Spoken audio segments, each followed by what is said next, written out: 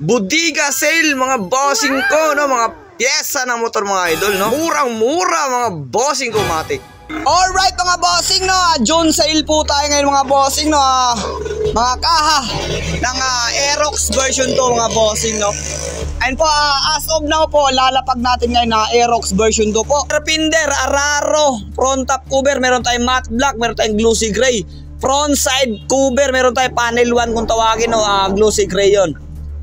So budiga sale to mga bossing, napakamura po nito ngayon na pwede dito sa mga shop owner, no? O yung mga shop owner dyan, pwede dito sa inyo, pasok to sa mga pangburaot, no? Espada kung tawagin to. Ayun po, glossy black naman siya. Brand new original po yan lahat mga bossing, no?